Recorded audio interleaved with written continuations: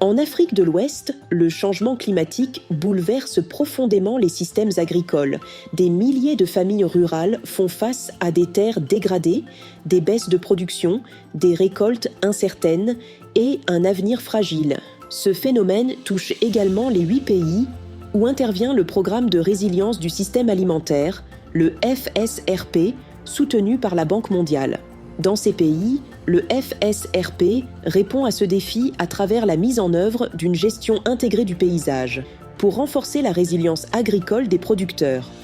Face à l'absence de plan de référence, le CORAF a mobilisé son expertise régionale pour accompagner les pays, et les pays ont répondu positivement.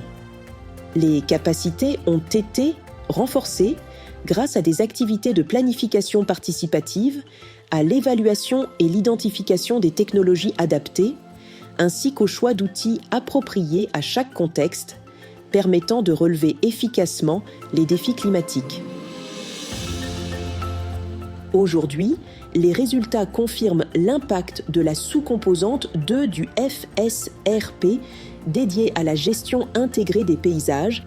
3 393 442 bénéficiaires ont été touchés par des actifs et services agricoles, soit 90% de la cible annuelle atteinte. La superficie sous gestion intégrée des paysages a dépassé les attentes, 136 310 hectares pour une cible de 103 500 hectares, soit 131% de réalisation. Plus d'1 012 686 producteurs ont adopté des technologies et services agricoles climato-intelligents. 139 technologies ont été mises à la disposition des agriculteurs par le consortium régional et les partenaires internationaux, dépassant largement la cible prévue. Mieux encore, 100% des technologies diffusées sont sensibles à la nutrition, renforçant ainsi le lien entre résilience agricole et sécurité alimentaire. Et plus de 64% des sous-projets intègrent désormais des mesures de résilience climatique dans leur plan de gestion intégré des paysages. Les chiffres parlent d'eux-mêmes. Mais au-delà des indicateurs, l'impact se mesure surtout sur le terrain. Pour illustrer ces résultats, voyons quelques expériences marquantes. Au Mali et au Burkina Faso, les pays ont élaboré leurs propres plans nationaux de GIP. Nous voudrons exprimer toute notre gratitude à l'endroit du CORAF à travers le programme des résidents du système agricole. Nous les remercions pour en tout cas cette opportunité qui nous ont permis de pouvoir dérouler un certain nombre d'activités sur le terrain dans le but de favoriser l'adoption d'une nouvelle variété de soja qui sont adaptées aux conditions agroclimatiques du Burkina Faso et aussi aux besoins des utilisateurs.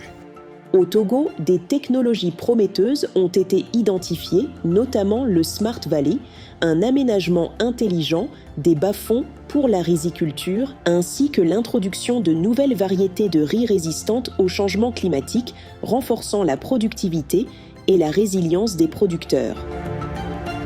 Ici, on a un peu de problème de pluie. Il nous a amené une nouvelle semence qui s'appelle S-Baïka. On a fait essai dans notre bas-fond à Tantigo Barrage.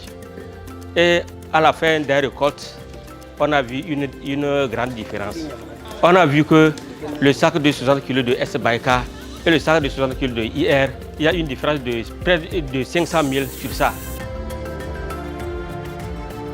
Au Niger, l'utilisation des demi-lunes agro-pastorales a permis de capter l'eau de pluie et de régénérer les sols. Les résultats parlent d'eux-mêmes. Sur le terrain, les bénéficiaires témoignent de l'impact concret de ces technologies sur leur vie.